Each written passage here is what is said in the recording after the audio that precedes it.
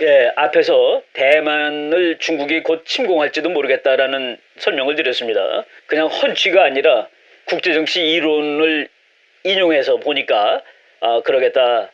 그러니까 중국은 이번이 기회라고 느끼는 것 같습니다. 미국이 좀 허약해 보이는 느낌이 드는 거거든요. 그래서 때릴 가능성이 있고, 그리고 중국 정치 자체가 지금 그렇게 호락호락하지 않습니다. 경제도 나빠지고 있고, 그리고 시진핑의 그 지위도 좀 흔들거리고 있고, 이럴 때 지도자들은 국민들의 관심을 외부로 이제 돌릴 수가 있죠.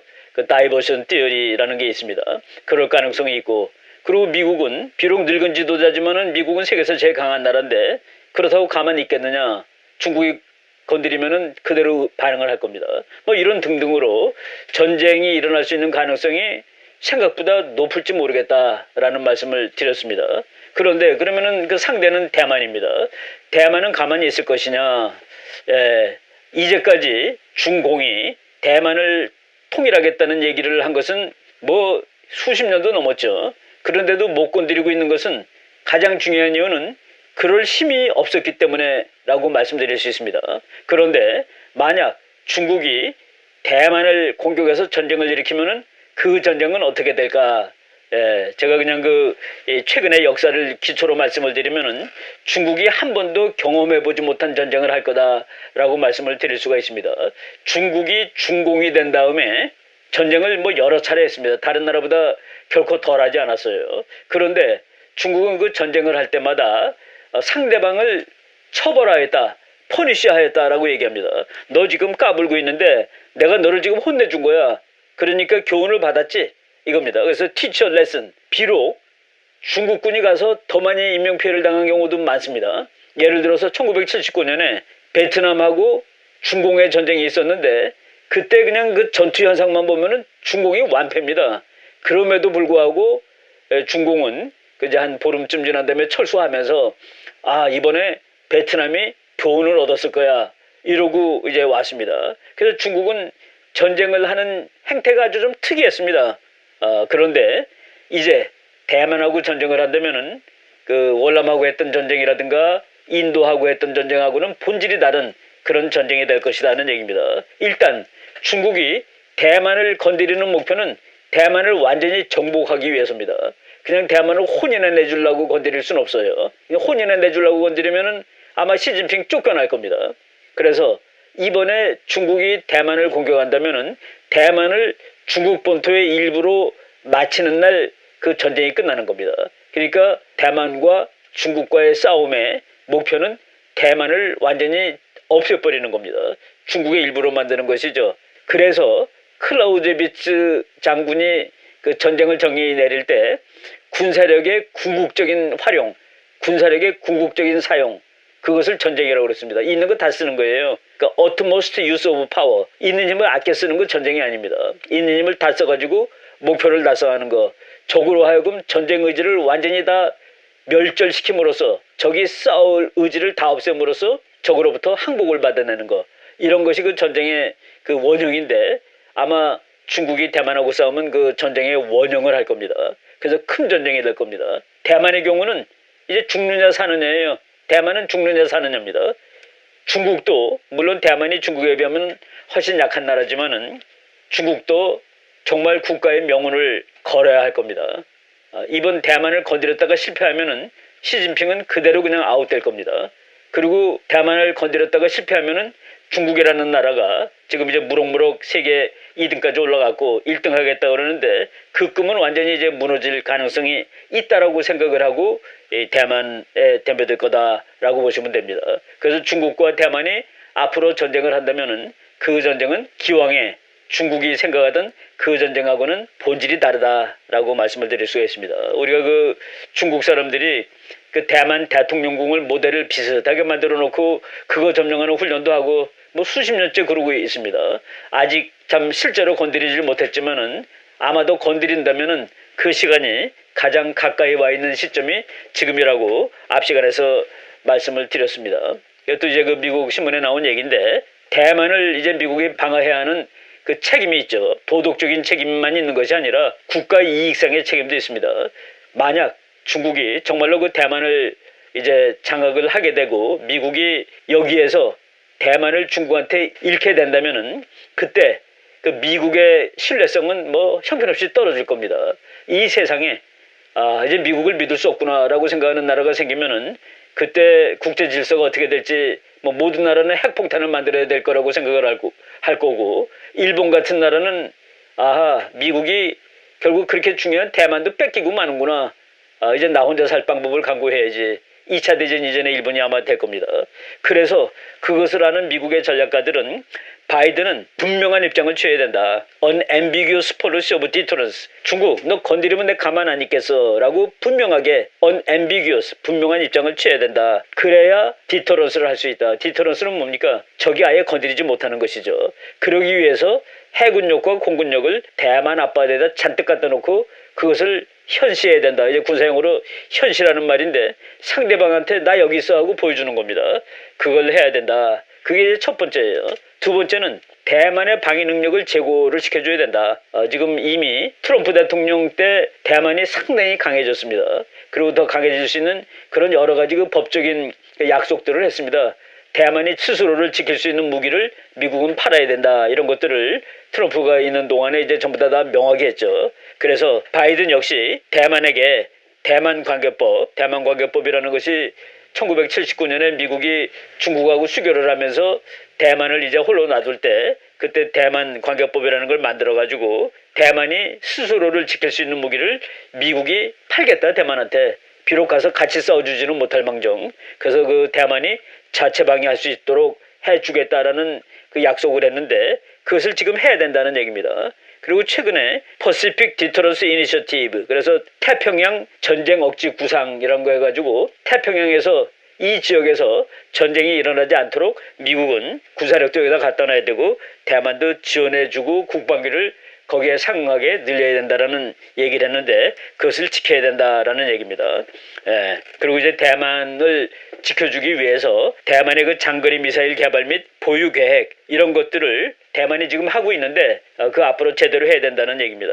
그리고 아까 앞 시간에서 대만의 그 중정대학 그 전략과 교수가 미국과 중국의 관계는 구조적인 관계이기 때문에 외교적인 대화로 해결되기는 대단히 어렵다라고 얘기했는데 이 사람은 그 지금 대만의 힘을 미국이 좀 늘려주는 방법을 택해라 해가지고 그래서 이제 두 가지를 요구를 했더라고요. 하나는 대만으로 하여금 여러 국제 기구에서 더 활발하게 활동할 수 있는 그 길을 터달라. 그게 첫 번째 거예요. 그리고 하나는 대만이 Trusted Industry Alliance. 이거는 뭐냐면은 그냥 그 군사적인 동맹뿐만 아니라 세계 그 자본주의 자유주의 국가들의 경제 체제에 대만을 확실한 그 멤버로 가입을 시켜달라. 예를 들어서 그럴 경우에 대만이 중국한테 그 점령을 당하게 되면은 그 자유세계가 경제적으로 심각한 타격을 입게 되는 것이죠. 지난번에 얘기했듯이 그 대만의 반도체 생산 능력 같은 것이 중국한테 장악되게 되면은 자유세계의 그 산업 능력에 큰 영향을 미치는데 이런 두 가지를 미국이 해줬으면 좋겠다라고 대만 전략학 교수가 이제 그 언급을 했습니다. 그래서 지금 뭐 미국이 거기에 대해서 일부 들어주고 있는 것 같아요. 4월 1일 날 그 동영상으로 열린 국제회의에서 대만의 국제기구 참여 확대 방안을 미국이 논의를 했고 뭐 타이완 트래블 액트라든가 타이페이 액트 그리고 에이시아 리어쇼런스 이니셔티브 액트 이런 것 등등이 대만의 안전을 위해서 이제 이미 뭐 바이든 정부가 아니라 이미 그 앞에 있었던 겁니다. 이것을 지금 바이든 정부도 계속 확대 유지해 나가야 된다라는 그런 말을 하고 있습니다. 그럼에도 불구하고 그 송 교수가 바이든의 대만 정책이 아직 그렇게 100% 믿어붙지 못하다라고 얘기를 하고 있습니다. 더 지켜봐야 된다. 바이든이 최근에 말이죠. 대만과의 방위 약속은 rock solid라고 얘기했습니다. rock solid. 뭡니까? 바위처럼 탄탄하다. 바위처럼 탄탄하다고 얘기를 했는데 그럼에도 불구하고 조금 지켜봐야 된다라고 그 송 교수가 얘기한 거는 뭐 중국말로 숭이죠. 숭 교수가 얘기한 거는 바이든이 이 단어를 쓰질 않는답니다. 중국은 우리에 대한 위협이야. 스레트라는 말이 있죠. 위협. 북한은 한국에 대한 위협이라는 말을 지금 한국 정부가 못 쓰고 있죠. 그렇듯이 바이든이 그 말을 한 적이 없대요. 바이든은 중국 공산당을 말할 때 스레트라는 말을 한 적이 없다. 그래서 앞으로 좀 두고 봐야 된다. 바이든은 중국에 대해서 most serious competitor, 가장 심각한 경쟁자라고 얘기했지 미국에 대한 위협이야라고 얘기하지 않았다라는 그 얘기입니다. 그래서 이제 이런 그러니까 미국이 이 중국에 대해서 너 대만 건드리면 안 돼라는 걸 확실히 해줘야 되고, 그리고 대만의 능력을 길러줘야 된다라고 이렇게 그 얘기를 하고 있는데, 중국은 뭐 요새 그냥 말을 뭐 험악하게 하는데, 독일 외무장관이 말이죠, 지금 중국이 점점 그 외교가 뭐 전랑 외교에다가 또 아주 그 험악한 외교가 되니까 최근에 한 말이, 서방은 승자가 되어야 된다. 그러니까 웨스트가 중국에 대해서 밀리는 편이 되면 안 된다라는 얘기를 했습니다. 그리고 이제 그 유럽 나라들이 중국의 그 공격적인 행동을 비판하고 그러니까, 그리고 이제 나토가 아시아 쪽으로 이제 그 힘을 뻗치고 있습니다. 뻗치고 있고 신장 위구르 문제에 대해서 얘기를 하고 있고, 그러니까 중국 사람들이 그랬어요. 나토가 남중국해 오면은 우리도 지중해에 갈 수 있다라는 식으로 받아쳤는데, 이거 참 중국이 골치 아픈 그런 허세를 부리고 있습니다. 나토가 남중국해 오면 우리도 지중해에 갈 수 있다? 지중해에 간 중국 해군은 뭐 그냥 뭐 마음 먹으면 다 전멸당할 수 있는 그런 해군이라고 보시면 됩니다. 뭐 우리가 이제 나중에 기회 있으면은 중국 해군이 실제로 얼마나 강한가 이런 내용도 한번 말씀드릴 기회가 있습니다만은, 나토가 남중국해로 오면은 우리도 지중해에 갈 수 있다라는 것은 허세라고 얘기할 수 있습니다. 지금 미국 군함들이 바로 뭐 어제 날짜로 이제 4월 6일인데 바로 그 상하이 앞바다를 항해를 했습니다. 상하이는 중국에서 경제적으로 제일 중요한 곳이죠. 거기에 미국 군함이 이제 가 있는 이 이유는 바로 그 전날, 여러분이 지도를 보실 텐데 중국의 항공모함이 일본이 대단히 중요하게 여기는 해로를 가로질러서 항해를 했습니다. 아마 일본의 화물선들은 가면서 중국의 항공모함을 보고 기분이 섬뜩했을 거예요. 그래서 미국의 군함이, 중국의 항공모함이, 지금 저 빨간 줄근 데가 바로 중국 항공모함이 항해를 했던 길입니다. 저거는 일본까지 가는 바로 그 루트의 한복판이라고 보시면 되죠. 그래서 미국 군함이 상하이 앞바다를 항해했다. 지금 뭐 이런 그 일들이 뭐 거의 매일 일어나고 있습니다. 대만이 이제 스스로 방해하는 방법에 대해서 잠깐 말씀드리겠습니다. 제가 대만은 그 중국이 뭐 하루 아침에 뭐 전쟁에서 점령할 수 있는 그런 호락호락한 대상이 아니다라는 얘기를 지금 하고 있는데, 앞부분에서는 그 미국의 학자들 그리고 중국의 학자들이 미국이 보다 분명한 입장을 택하고 대만을 적극 지원해 줘야 된다라고 얘기했는데, 이제부터는 대만은 어떻게 하고 있는가 합니다. 대만은 이미 미국뿐만 아니라 두 가지 방법을 택하고 있습니다. 대만 자체의 실력을 내리는 방법, 그리고 미국 아닌 다른 나라와의 거래를 늘려가지고 대만의 방위력을 내리는 방법. 그런데 이제 거기서 가장 막강한 친구로 나타난 나라가 호주 그리고 일본입니다. 호주와 일본 그리고 인도입니다.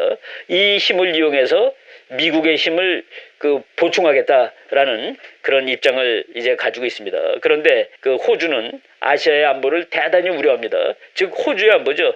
여러분들이 지도를 보실 텐데 호주가 2차 대전 때 정말 그렇게 덜덜 떨었던 나라입니다. 여러분 그 일본이 이렇게 보면 호주의 바로 정북쪽에 있죠. 근데 일본이 2차 대전 때 대만 점령하고 필리핀 점령하고 보르네오 점령하고 뉴기니아까지 점령했습니다. 뉴기니아는 호주 바로 위에 있는 나라죠. 그래서 일본이 조금만 더 나갔으면 호주를 점령할 뻔했던 겁니다. 그리고 그때 그 미국이 개입하지 않고 그랬으면은 일본 해군은 아마도 그 호주를 점령할 수 있었을 겁니다. 바로 중국은 그때 일본보다도 오히려 더 호주한테 그 불안을 주는, 위치적으로 지리적으로 봤을 때 그렇다는 얘기입니다. 그래가지고 호주는 지금 중국이 그 남진하해에서 공세적으로 나오는 데 대해서 가장 적극적으로 그 남진하해에 있는 국가들을 지원하고, 그리고 미국의 그 작전에 협조를 하고 대만을 도와주는 나라가 돼 있습니다. 호주하고 중국은 경제 거래가 대단히 많음에도 불구하고 호주는 완전히 경제 의존도보다는 국가 안보가 중요하다는 것을 가장 먼저 선언하고 지금 행동으로 옮기고 있는 나라다라고 말씀을 드릴 수 있습니다. 지금 여러분들이 보는 저 사진은 대만이 개발한 썬더볼트 2000이라는 다연장 로켓포를 쏘는데, 대만은 대만 나름대로 자기의 군사력을 대단히 증강시키고 있습니다. 그 미국 외교관 한 사람이 동맹이야말로 서방 측의 비밀 병기다. 그러니까 호주를 얘기하는 겁니다. 미국이 대만을 도와주지만 호주도 도와준다는 그런 얘기죠. 그리고 호주 사람들은 그럽니다. 우리는 어느 경우라도 민주주의 국가 편이야. 나는 이런 걸 얘기하면서 지금 우리나라도 좀 외교에서 교훈을 얻어야 된다라는 생각을 합니다. 민주주의 국가 편이야, 생각이 같은 나라들이야 라는 그런 얘기하죠. 그래서 지금 대만을 돕는 나라들을 이렇게 얘기합니다. Like-minded countries. 대만이라는 민주주의 국가가, 조그만 민주주의 국가가 중공이라는 그 엄청나게 등치가 큰 독재 국가한테 점령당하거나 위협당하는 것을 그냥 보지 않겠다는 얘기입니다. 그래서 like-minded countries, 마음이 같은 나라들이, 근데 거기에 나오는데 대한민국이 자꾸 빠져요. 호주, 인도, 일본 등 해가지고 이런 그 말들이 지금 계속 나옵니다. 그러니까 대만은 미국이 아니라도 호주, 일본, 인도를 지금 친구로 삼고 있다라는 얘기입니다. 예. 그리고 이 나라들은 중국을 공격할 수 있는 그런 능력을 가져야 된다. 장거리 능력을 가짐으로써 중국이 계산할 때 호주, 일본, 인도가 대만 편에 있다는 것을 확실하게 계산을 해야 된다라고 이제 얘기를 하고 있고, 그리고 여기에서도 이 글에는 임박한 중국의 대만 공격이라는 말이 또 나옵니다. An attack on the island from Beijing could be around the corner. around the corner가 옆에 와 있다 그런 뜻이죠. 대만에 대한 중국의 공격은 이제 임박했는지도 모른다라는 말이 나오는데, 그 얼마 전에 말이죠. 3월 25일 날 대만의 국방장관 치우쿠어챙 구국정이라는 그 장군 출신의 그 국방장관인데, 대만이 미사일, 장거리 미사일을 대량 생산하기 시작했다고 발표를 했습니다. 저는 이제 대만의 전략이 방위 전략 이상으로 바뀐다라고 보고 있고, 그래서 제가 이 제목을 대만은 중국의 그 하루아침거리가 되는 나라는 아니구나라는 생각을 했습니다. 이 장거리 미사일은 상당히 그 센시티브한 것이죠. 미국이 우리가 미사일 만들 때도 얼마 이상 가지 말라라고 한 것은 그것이 중국 본토를 공격할 수 있을 경우에 가지는 전략적 의미가 너무나 센시티브해서 그런 겁니다. 그런데 지금 대만이 장거리 미사일을 개발하고 있다.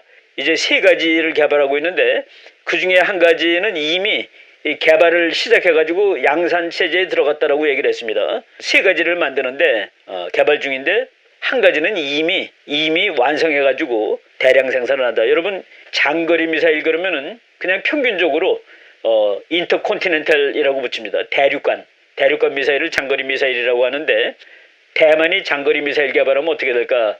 제가 한번 지정학적으로 설명해 보려고 그 지도를 찾아봤습니다. 여러 신문에 대만이 이제 mass producing new long range missile, 장거리 미사일을 mass producing, 대량 생산하기 시작했다라고 여러 매체에서 나옵니다. 요거는 그 디플로맷이라는 데서 나온 얘기예요. 장거리 미사일은 5,500km 이상 가는 걸 장거리라고 그러죠. 그리고 마일로는 3,400마일. 여러분, 제가 지도 이렇게 보여드리겠습니다. 대만의 수도가 그 대만 꼭대기에 있는 타이베이, 대북입니다. 타이베이인데, 타이베이에서 북경까지가 1721km밖에 안 됩니다. 그리고 중국에서 제일 그 인구가 많이 살고 돈이 제일 많은 상하이까지는 689km밖에 안 됩니다. 그리고 남경시까지는 826km. 그러니까 대만이 장거리 미사일을 만들면 불과 몇 분 만에 다 날아갈 수 있는 거리예요. 과거에 말이죠. 중국이 농업 국가이고, 그리고 중국 사람들이 대부분 시골에서 살고 도시에 별로 사람이 많이 안 살았을 때, 중국에는 공격할 만한 그 하이 밸류 타겟이라고 그러죠. 아주 가치가 좋은 타겟이 별로 없었습니다. 그런데 중국이 지난 30년 동안 급속한 속도로 이제 현대화되다 보니까 북경, 상해, 남경시 이런 도시들은 정말 그 한 방 맞으면은 너무나도 피해가 극심한 그런 도시가 됐는데, 대만은 이제 우리는 방어만 하진 않을 거야. 전쟁이 나면은 우리는 상해, 북경, 남경을 공격할 수 있지. 그것뿐만 아니라 저희가 이미 말씀드렸죠. 그 중국의 이거는 미사일 전문가입니다. 이제 과학자죠. 미사일 전문가가 대만은 1,000개 정도의 중거리 미사일만 있으면 된다. 그거 사오는데 미국 돈 10억 달러면 충분해. 그거 사가지고 중국에서 정말 제일 아픈 곳이 있지. 그 아픈 곳은 샨샤댐이야. 샨샤댐은 2방으로 날려버릴 수가 있어. 라고 얘기한 그 피터 수라는 과학자가 있었습니다. 물론 제가 이거 말씀드리고 중국은 저걸 보고 어떤 정신 나간 대만 학자가 저렇게 얘기했다고 그러는데, 저거는 중국은 정말 그 마음이 아플 겁니다. 이제 대만은 자기를 보호해야 됩니다. 중국이 대만을 공격하면 대만은 이젠 죽는 거예요. 대만한테는 그야말로 정말 그 총력전쟁입니다. 토탈 워죠. 이제는 죽느냐 사느냐의 전쟁이기 때문에 이런 거 얘기하지 않을 수도 없는 겁니다. 그런데 바로 3월 25일 날 대만의 국방장관이 우리는 장거리 미사일을 지금 개발을 했고 그것을 대량 생산하고 있다. 근데 장거리 미사일까지도 필요하지 않죠. 거리가 워낙 가깝습니다. 북경까지 1700km밖에 안 되고 남경 상해시는 1000km도 안 되고 그리고 지금이 보여드린 이 댐은 뭐 그렇지 않아도 지금 문제가 많다고 그러죠. 저 댐이 터지면은 그 양자강 유역의 모든 대도시들이 다 물에 잠긴다고 그러는데 상하이가 그 하류 맨 마지막에 있습니다. 우한도 바로 여기 있고 바로 이런 식으로 대만은 중국한테 억제력을 지금 행사하고 있는 겁니다. 요 비행기 사진은 뭐 미제 그 F-18 호네트라는 비행기인데 이것을 대만이 갖고 있다는 것은 아니고 여기에 달린 그 미사일들 이 미사일들을 미국이 대만한테 팔기로 했다라는 얘기입니다. 그러니까 대만 공군의 그 중국 해군을 공격하는 능력이 이제 훨씬 더 막강해지겠죠. 그리고 이제 동맹 정책을 다변화시키고 미국 무기를 제일 많이 사오지만은 다른 나라한테도 무기를 사온다. 그래가지고 대만 문제에 이해가 걸린 나라를 하나씩 둘씩 이제 더 늘려가는 이런 작업을 대만은 하고 있는데 거기에 포함되는 나라가 캐나다, 덴마크, 프랑스, 독일, 이스라엘, 이탈리, 일본, 네덜란드, 싱가포르, 스위스, 영국 그리고 미국. 그래서 대만이 지금 대만을 방위하기 위해서 자기 실력을 늘리고 친구들을 많이 사귀고 미국 이외에 이런 것을 하고 있는데 가장 특히 사항이 대륙간 미사일, 장거리 미사일을 개발했다고 공식적으로 발표하고 대량 생산하고 있다고 말하는 것이다 라는 얘기입니다. 그리고 미국은 뭐 물론 이제 대만한테 그 군함을 쏘는 그 미사일들 이런 것들을 지금 뭐 다 팔기 시작을 했죠. 이미 트럼프 대통령 때 이렇게 한 일입니다. 그러니까 트럼프 대통령이 중국을 약화시키고 중국이 대만을 공격하지 못하기 위해서 상당히 많은 조치들을 취하고 있는데 그 조치가 지금 와서 이제 다 살아남을 거다라고 하는 겁니다. 대만이 중국을 전쟁 억제할 수 있습니다. 그 억제 이론이라는 거는 핵전략에서 나왔죠. 언제 억제할 수 있느냐? 네가 나를 먼저 때려도 네가 나를 먼저 그냥 있는 힘을 다해서 두들겨 패도 내가 너를 정말 아프게 할 수 있는 그 능력을 가지고 있어. 그거 이제 이 핵전략에서는 보복 능력이라고 합니다. 보복 능력. 재래식 전쟁 때도 비슷해요. 그 보복 능력을 가지고 있으면 되는데 중국이 선제 공격을 했을 때 대만이 다 죽으면은 그건 보복 능력이 없는 겁니다. 그런데 대만하고 중국은 너무나도 가깝기 때문에 대만은 아마도 중국이 작전을 개시하는 순간 본토를 향해서 미사일을 쏠 겁니다. 그렇지 않으면은 이제 전쟁 억지가 안 돼요. 그걸 노골적으로 밝힐 겁니다. 그래서 이제 그 핵전략에는 그런 말이 나오죠.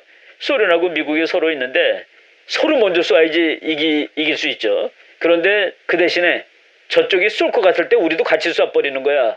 그럼으로써 우리가 선제를 당하지 않을 수 있지. 그런 이론이 있습니다.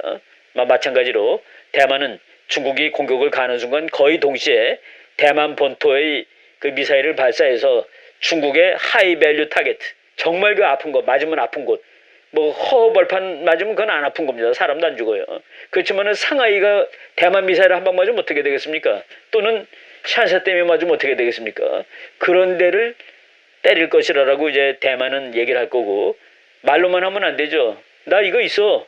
정말로 너를 공격할 수 있어라는 그 능력을 보여주는데 그 일을 대만은 착착 해 나가고 있다라고 이 말씀을 드립니다. 그래서 지금 뭐 상황이 어렵지만은 대만이 약한 나라지만은 그래도 어마어마하게 큰 그 이웃 나라, 공격적인 나라에 지금 대비를 하고 있는데 우리가 이제 대만의 경우도 좀 공부를 해가지고 우리의 그 안보 대책을 짜는데도 그 귀금속으로 삼을 수 있지 않을까 하는 생각을 하게 됩니다.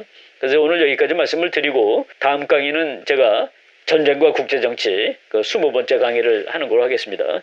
지난 3월 15일에 16일 이제 미일 국방외교 2+ 회담 그 발표문이 이제 나왔습니다. 나온 걸 보게 되면은 이 생각구 열도에 대해서 미일 안보조약 제5조를 중국에 의해서 도발하거나 점령할 경우에 발동할 것이다 이렇게 얘기했고 그 다음에 또 그 발표문을 보게 되면은 대만이라는 표현을 안 쓰지만 대만 해협이라는 표현을 쓰고 있습니다. 대만 해협 문제 발생 시에 미국과 일본이 협력하기로 했다라고 하는 내용도 지금 거기에 들어와 있습니다. 와 있는데 지금 이번 3월 15, 16일 날 이 발표된 발표문 내용을 보게 되면은 조금 전에 말씀하신 군비 태세가 지금 일본이 갖춰지면서 말이죠. 중국에 대한 미국과 일본의 안보 협력, 공조 체제가 더욱더 강화되고 있는 것으로 보입니다. 이건 우리가 어떻게 해석을 해야 될까요? 일단 이제 미일 간 2+2 회담은 네. 뭐 1960년 미일 안보조약이 개정되면서 사실은 그 미일 동맹을 지탱하는 뭐 중요한 제도의 하나로서 사실 작동되고 있는 것이고요. 자주 열리고 있습니다. 자주 열리고 있는데 그 미일 안보조약 제5조에 보게 되면 뭐 일본 영토가 다른 국가에 의해서 뭐 침공받을 경우에는 미일 양국이 뭐 각자 어떤 뭐 절차에 따라서 서로 군사적으로 협력하도록 한다. 그런 조항이 있죠. 조항이 있는데 이번 2+2 회담, 물론 이제 그때 미국의 어떤 블링컨 국무장관하고 오스틴 국방장관이 일본하고 회담 가지고 한국에도 왔었습니다만은 그 회담에서 생가쿠가 미일 안보조약 제5조의 적용 대상이다라고 하는 표현을 집어넣음으로써 혹시 생가쿠가 뭐 다른 국가, 특히 뭐 중국에 의해서 군사적 위협을 받으면 미일 동맹이 그걸 대비해서 작동할 수 있다는 것을 다시 한번 재확인한 것입니다. 근데 사실 이 생가쿠가 미일 안보조약의 적용 대상이라고 하는 표현은 이번에 처음 나온 것은 아니고 계속 반복적으로 네. 미일 정상회담이랄지 또 미일 2+2 회담에서 계속 나왔던 것이고요. 어떻게 보면 이제 중국에 대한 미일 동맹 차원의 어떤 공동의 대응 태세를 다시 한번 확인하는 그런 의미를 가지고 있다고 보여집니다. 근데 사실 그 중국의 군사 동향을 보게 되면 요새 사실 그 생각뿐만 아니라 아까 말씀하신 타이완 문제에 대해서 미일 양국이 상당히 좀 위협을 느낄 수 있는 뭐 대응의 필요성을 느낄 수 있는 그런 행동들이 많죠. 최근에도 이제 중국의 뭐 글로벌 타임스 같은 한국시보 같은 보도에 의하면 그 타이완에 대해서 중국 인민해방군의 해군과 공군이 각각 그 여러 가지 훈련을 했던 상황이 소개가 되고 있습니다. 중국 언론에 의해서 소개가 되고 있는데 그걸 보게 되면 타이완의 그 서쪽, 그러니까 중국과 면에 있는 타이완 서쪽에 뭐 중국 공군기들, 그다음에 뭐 J-10, 그다음에 뭐 그 Y-8이라고 하는 뭐 그 정찰기, 그다음에 이제 그 소위 그 뭐라고 하나 조기 경보기 한 10대가 날아와서 타이완 서쪽으로 타이완 방공 18구역을 진입해 들어왔고요. 그다음에 중국 그 해군의 항모 랴오닝을 포함해서 항모 전단, 그러니까 잠수함이랄까 또 055급이라고 해서 10,000톤짜리 중국의 어떤 구축함이 있는데 최근에 건조된 첨단 그 구축함입니다. 그 항모 전단이 일본의 그 오키나와에서 타이완 사이에 있는 미야코 해협을 지나서 타이완 동쪽 해상, 그러니까 서태평양 쪽이죠. 나와서 이제 항해 훈련을 하는 것이 중국 언론에 보도가 됐었습니다. 보도가 됐는데, 그러니까 어떻게 보면 그러면서 중국 당국에서는 타이완의 분리주의자들을 견제하기 위해서 자기들이 타이완을 포위하는 그런 목적의 훈련을 했다라는 설명을 했었고요. 그다음에 그러면서 얘기하는 거가 뭐냐면은 그 타이완을 미국과 일본이 공동으로 지원할 경우에 그걸 견제하기 위한 성격도 갖고 있다라고 얘기를 했는데 아마 그 미국과 일본은 뭐 그 이런 어떤 중국의 어떤 동향이 타이완에 대한 직접적인 군사적 위협이 될 뿐만 아니라 또 그 인접 도서인 뭐 중국과 일본이 각각 영역을 주하고 있는 생각과에 대한 굉장히 큰 군사적 위협이 된다라고 파악을 하는 것 같습니다. 사실 그 미국의 인도 태평양 사령관이 지난 3월 미국의 청문회에 나와서 그 중국이 타이완에 대해서 군사 행동을 할 가능성이 앞으로 6년 이내에 가장 높다 그런 발언을 했지 않습니까? 국내 언론에도 보도가 된 걸로 알고 있습니다만은 그 인도 태평양 사령관이 해군 제도께서 이렇게 나와서 발언을 할 정도로 그 미국에서는 상당히 중국의 어떤 남중국해뿐만 아니라 뭐 동중국해 혹은 뭐 생각과여까지 어떤 동향을 상당히 위협적으로 보는 것 같고요. 아마 그에 대응해서 미일 동맹 차원에서도 뭔가 대응을 해야 되기 때문에 이번에 2+2 회담에서도 뭐 그런 조항이 포함된 걸로 알고 있습니다. 한 가지만 더 말씀드리면 미국과 일본 사실 인도태평양 전략을 하고 공유하고 있기 때문에 미국과 일본뿐만 아니라 그 전략에 포함되어 있는 인도, 호주의 해군이랄까 또 경우에 따라서는 공군도 동중국해 혹은 일본 주변 해역이나 공역에 와서 같이 연합훈련하는 빈도가 상당히 늘어나고 있습니다. 2018년도, 2019년도, 2020년도 보게 되면 그 원래 뭐 미국과 인도가 같이 주관했던 해상훈련, 말라바르 훈련 이런 것들이 이제 일본과 호주가 포함돼서 동중국해까지 와서 훈련하기도 있고요. 그 다음에 이제 호주의 공군이 또 역시 이제 뭐 호주가 미국과 같이 하던 뭐 테리스만 세이브라고 하는 훈련이 원래 호주에서 뭐 진행됐던 것입니다만은 거기에 일본과 인도도 참가하고 시작했고 또 호주 공군이 이제 일본에 와서 일본 항공자위대나 또 미 그 오공군과 같이 훈련하는 양상들도 나타나고 있고 거기에 더해서 유럽 국가들인 뭐 나토 회원국인 영국 또 프랑스 또 독일도 함정들을 이쪽 아시아 태평양으로 보내서 인도태평양 지역으로 보내서 미국 및 일본과 같이 연합훈련하는 양상들도 전개가 되고 있거든요.